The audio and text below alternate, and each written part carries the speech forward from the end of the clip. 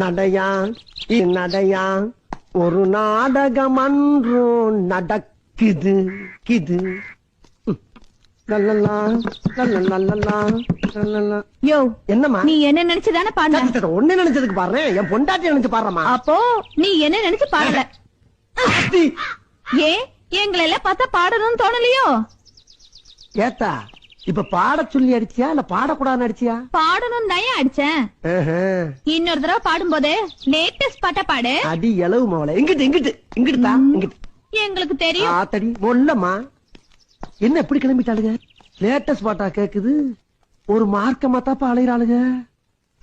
இஞ்சி இடுப்பழகி மஞ்ச ஜவப்பழகி கள்ள சிரிப்பழகி மறக்க மனம் கூடுதில்லையே. யோ இங்க வாயா. நானாமா? என்னம்மா?